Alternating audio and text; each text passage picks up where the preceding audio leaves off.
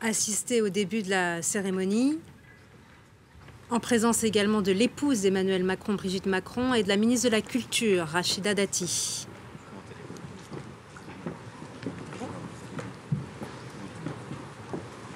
Et on voit aussi d'ailleurs quelques-unes de ces parlementaires qui ont permis ce texte d'aboutir. On voit Mélanie Vogel, on voit Mathilde Panot et d'autres de ces femmes. On voit d'ailleurs aussi l'ancienne première ministre Elisabeth Borne. Beaucoup de femmes de tous les camps qui ont participé à porter ce texte à l'Assemblée nationale et au Sénat et qui ont permis son adoption aujourd'hui dans la Constitution française.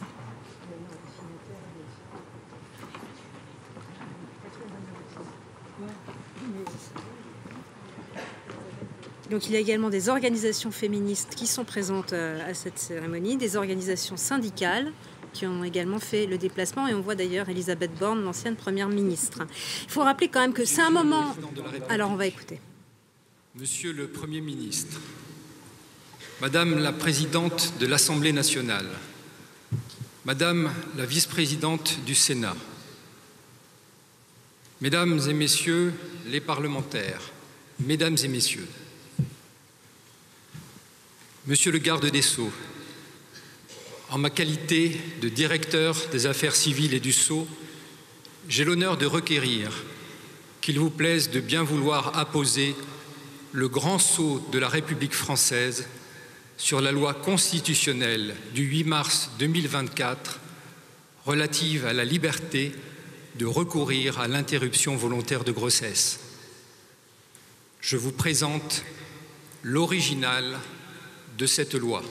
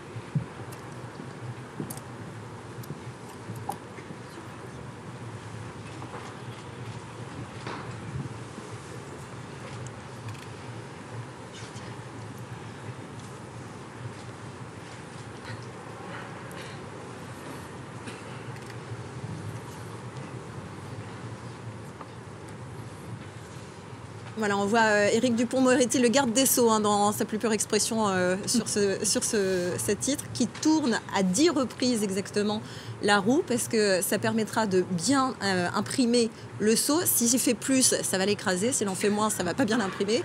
Et donc, il a été tenu à ces 10 tours. Alors techniquement d'ailleurs c'est pas nécessaire d'avoir cette cérémonie de scellement pour que ça rentre dans la Constitution, c'est plus un symbole supplémentaire pour rendre encore plus solennel le moment. Un sceau qui date de 1810 et qui a été utilisé il y a 16 ans pour la dernière fois.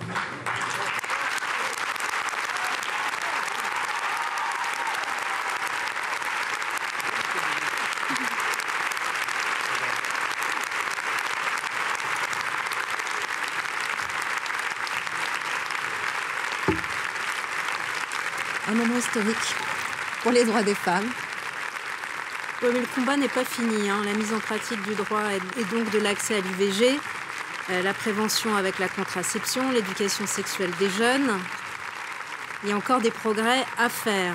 Il y a beaucoup à faire, mais c'est quand même l'aboutissement de plus de 50 ans de lutte pour les droits des femmes. Je pense qu'il faut quand même qu'on profite de ce moment historique de joie qui traduit en fait encore une fois l'aboutissement de ces années de lutte pour le droit des femmes à disposer de leur corps. Il faut rappeler que c'est ça d'abord l'IVG, c'est que les femmes puissent décider si oui ou non elles veulent mener une grossesse à son terme. Oui. Et bien souvent ces grossesses qu'elles ne veulent pas mener à leur terme, c'est des grossesses qu'elles n'ont pas décidées. Ça n'est pas un changement d'avis en cours de route. Donc c'est vraiment un moment très important. Je suis d'accord, Laure, mais l'accès n'est pas simple. Et il y a peu de praticiens, on manque de gynécologues en France, il y a des fermetures de centres d'IVG. Alors absolument, il y a eu beaucoup de... Il faut améliorer l'accès après. Voilà, en fait, cette cérémonie, elle fait rentrer le texte dans la Constitution, certes, mais ça ne traduit pas l'effectivité de l'accès à l'IVG. En fait, il y a beaucoup d'éléments qui peuvent empêcher cet accès à l'IVG. Il y a des centres de soins qui ferment, avec notamment le manque de moyens attribués à la sécurité sociale et à la santé publique. Et il y a aussi les remboursements de la procédure, parce que là, le fait qu'elle soit dans la Constitution, que l'IVG soit dans la Constitution, ça la protège d'un retournement à la Roe contre Wade. En France, il faut quand même les 3/5 du Congrès pour faire un changement constitutionnel. C'est beaucoup plus compliqué que quand c'est la Cour suprême américaine, dont les 9 juges... Excusez-moi, je profite quand même de ce moment. En Rose, c'est l'une des 343 femmes qui avaient signé le manifeste d'autodénonciation où elle disait « Oui, j'annonce que je reconnais avoir avorté ». À l'époque, on était encore sous le coup de la loi de 1920. C'était avant 1975. On est en 1971 au moment de ce manifeste. D'ailleurs, elle tient le numéro du Nouvel Observateur dans lequel elles avaient signé ce numéro.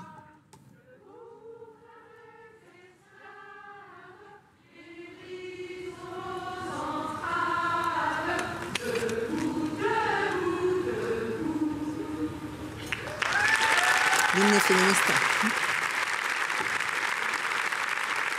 Voilà, donc Emmanuel Macron qui tient l'exemplaire de 1971 du Nouvel Observateur dans lequel il y avait ce manifeste des 343. Ça avait été ensuite moqué, critiqué ou un petit peu de manière provocatrice par Charlie Hebdo qui avait parlé des 343 salopes, mais c'est 343 femmes qui avaient dit oui, je reconnais avoir avorté. Parmi elles, il y avait Simone de Beauvoir, il y avait Catherine Deneuve, il y avait Gisèle Halimi et tant d'autres qui déclaraient dans une procédure d'autodénonciation, donc qui tombaient sous le coup de la loi de 1920. À l'époque, elles étaient passibles de peine de prison, 2 ans pour les femmes qui avaient avorté, 5 ans pour les femmes qui avaient fait les procédures d'avortement. Donc c'est quand même un symbole qui permet de revenir là-dessus sur cette tranche d'histoire. Est un très grand jour pour notre République. Le sceau de la République scelle en ce jour un long combat pour la liberté. Un combat fait de larmes, de drames, de destins brisés. Destin des faiseuses d'anges comme Marie-Louise Giraud, qui pratiquait l'avortement dans le Cherbourg de l'occupation et fut pour cela même guillotinée par le régime de Vichy. Destin de générations de femmes privées du plus intime de leur choix, celui d'avoir ou non un enfant. Destin de ces femmes, au visage de souffrance, souffrance de l'effroi, des adresses échangées sous le manteau, des opérations clandestines, des cris ravalés, des convalescences impossibles, du secret, des soupçons, des sermons, du risque de tout perdre, son bonheur et sa vie. Destin de jeunes filles rangées et de femmes dans la force de l'âge, racontées par Simone de Beauvoir. Destin aux armoires vides et à la mémoire trop pleine, narrée par Annie Ernaux, se souvenant de l'avortement, ses instruments, leur brûlure, sa douleur. Destin de Marie-Claire Chevalier, violée à 16 ans, et qui, défendue par Gisèle Halimi, dut affronter les procès de Bobigny, le sien, puis celui de sa mère et de ses amis. Son nom jeté en pâture, son insouciance envolée, son avenir confisqué. Destin de Catherine, Marceline, Bernadette, de ces 343 qui osèrent, à la une du Nouvel Observateur, donner un peu de leur lumière à toutes celles qui avaient trop longtemps vécu dans l'ombre de la honte. Oui, durant de trop longues années, le destin des femmes était scellé par d'autres, leur vie capturée, leur liberté bafouée. Alors, face à ces souffrances et cette injustice, il y eut des femmes pionnières de la lutte pour le droit à l'avortement et l'émancipation. Madeleine Pelletier, Séverine, Nelly Roussel, tant d'autres. Femmes qui, après-guerre, arrachèrent leur droit à l'armure étouffante du patriarcat, avec le suffrage enfin universel, établie par le général de Gaulle en 1944, puis l'autorisation de la pilule contraceptive permise par Lucien Neuwirth en 1967. Hommes de science et de lettres éclairés par leur expérience aussi, humanistes de tous bords, qui savaient ce que l'avortement emportait de tragédies intimes, de violences, d'insoutenables solitudes. Militante du mouvement de libération des femmes, du mouvement pour la liberté de l'avortement et de la contraception, du planning familial. Militante de Choisir la cause des femmes, créée en 1972 par Gisèle Halimi avec Simone de Beauvoir et Christiane Rochefort. Femme d'engagement et de courage, comme Simone Veil, qui, soutenue par le Premier ministre Jacques Chirac et le président Valéry Giscard d'Estaing, fit voter par le Parlement la loi autorisant l'interruption volontaire de grossesse en janvier 1975. Combien d'existences furent-elles changées grâce à cette loi historique? Combien de femmes françaises, dont bon nombre sont certainement sur cette place, ont pu choisir leur vie, être libres? Combien de vies furent-elles changées par les lois Roudy et Touraine remboursant l'interruption volontaire de grossesse, la loi créant le délit d'entrave, la loi supprimant la notion de détresse portée par Najat Vallaud-Belkacem, les lois étendant les délais de recours portés par Martine Aubry, Elisabeth Guigou, puis Alban Gaillot. Aujourd'hui, c'est dans les pas de ces combattantes que nous nous engageons avec humilité. Inscrire dans notre Constitution la liberté garantie du recours à l'avortement pouvait sembler moins nécessaire voilà encore quelques années. Mais les reculs de notre époque en ont fait une nécessité et une urgence. Car partout dans le monde, y compris dans les plus grandes démocraties, y compris chez nos voisins en Europe, nous assistons au recul du droit à l'avortement, du droit des femmes, à la montée de ceux qui refusent aux femmes la liberté d'aimer, de choisir, de vivre libre. Alors, puisque l'impensable survient, il nous fallait graver l'irréversible. C'est pour cela que le 8 mars dernier, lors de l'hommage de la Nation à Gisèle Halimi, j'ai fait la promesse d'inscrire dans notre Constitution la liberté de recourir à l'interruption volontaire de grossesse. Ce serment est aujourd'hui tenu parce que des responsables politiques de tous bords ont œuvré dans la concorde. Travail bâti par des parlementaires, Éliane Assassi, Aurore Berger, Laurence Cohen, Mathilde Panot, Laurence Rossignol, Mélanie Vogel notamment, qui ont appelé de leur vœu une telle initiative.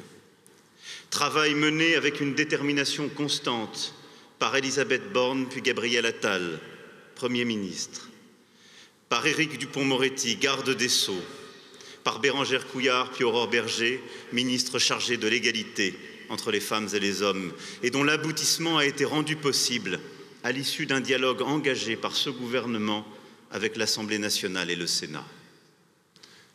Ce jour est devenu possible grâce à vous. Il est devenu possible aussi grâce à la mobilisation de générations de militantes, des associations de défense du droit des femmes, qui dans toute la société ont porté cette espérance.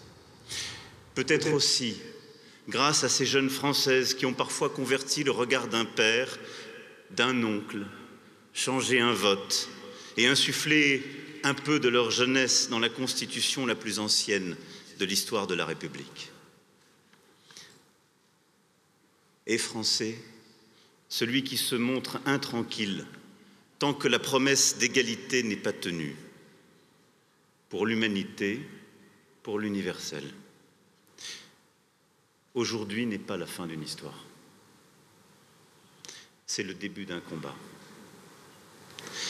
La France est devenue aujourd'hui le seul pays au monde dont la Constitution protège explicitement le droit à l'interruption volontaire de grossesse en toutes circonstances.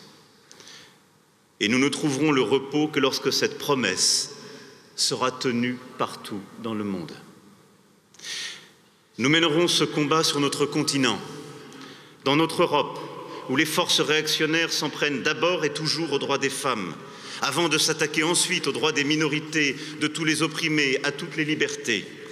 Voilà pourquoi je souhaite l'inscription de cette liberté garantie de recourir à l'interruption volontaire de grossesse dans la Charte des droits fondamentaux de l'Union européenne.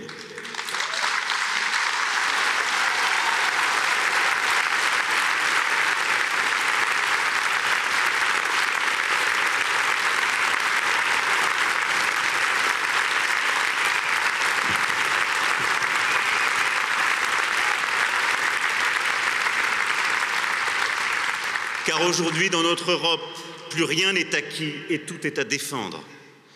Au-delà de l'Europe, nous nous battrons pour que ce droit devienne universel et effectif. Et nous mènerons ce combat pour toutes les femmes. Plusieurs combattantes sont ici, à nos côtés, qui ont risqué et risquent encore leur vie dans leur pays. Femmes des pays où ce droit n'existe pas, femmes encore soumises au bon plaisir des hommes pour étudier, s'habiller, choisir leur vie, leurs amours, leur destin. Femmes des pays où ce droit n'existe plus et où sont revenus les bâillons, les soupçons, les procès. Nous lutterons contre les obscurantismes qui se répandent et cherchent leur revanche. Nous lutterons contre la désinformation, les entraves du quotidien et les difficultés d'accès. Citoyennes et citoyens. Car c'est un combat universel. Et ce combat est le nôtre, celui des femmes et celui des hommes. Et parce que ce combat pour la liberté du corps des femmes emporte tous les autres, nous n'aurons de cesse d'agir.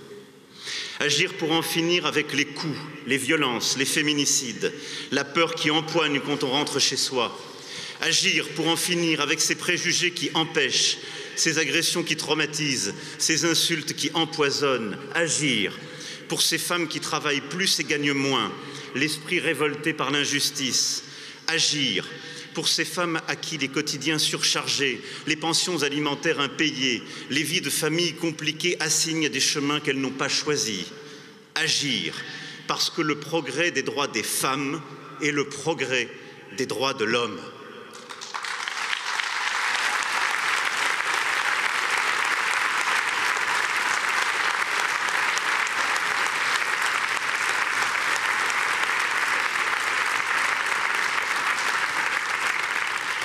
Et de cette histoire faite de drames et de larmes restent les larmes de joie, celles des militantes que la République salue avec respect et reconnaissance, et qui voient aujourd'hui leur combat parachevé, victoire indéracinable.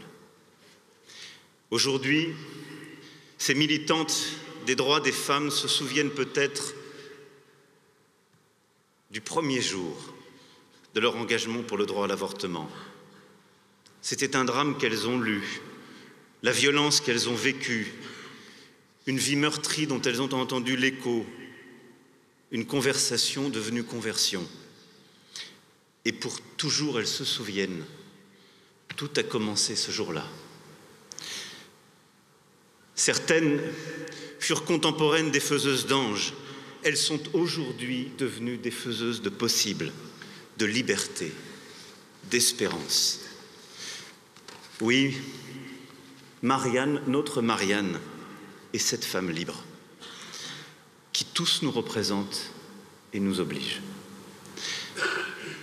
En mémoire, pour nos mères et leurs batailles, en viatique, pour nos filles et leur liberté. Et tous, lorsque le droit à l'avortement sera devenu enfin universel, nous nous souviendrons, tout a commencé ce jour-là. Ce 8 mars 2024, où la France a été grande, parce qu'elle a voulu l'être pour toutes les femmes, universellement. Alors merci. Vive la République et vive la France.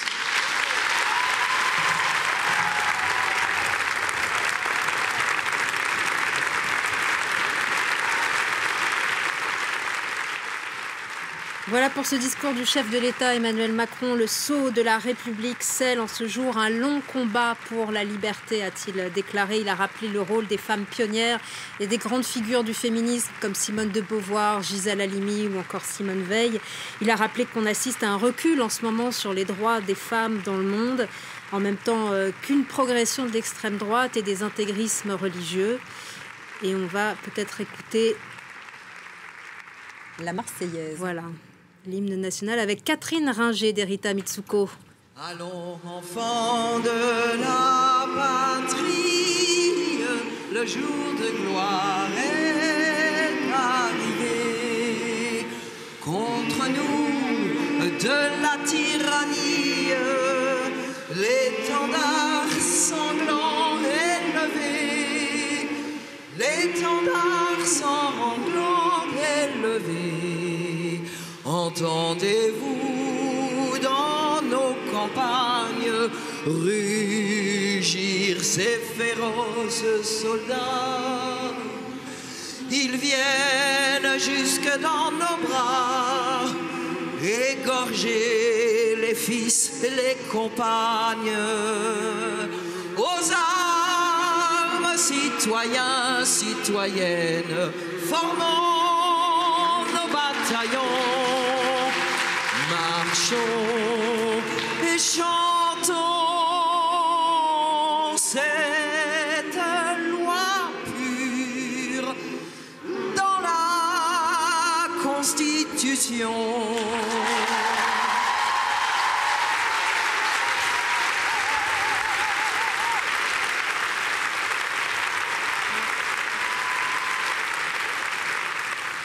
Une Marseillaise un peu revue et corrigée par Catherine Ringer, citoyens, citoyennes, et elle conclut sur l'inscription dans la Constitution. C'est un hommage sympathique.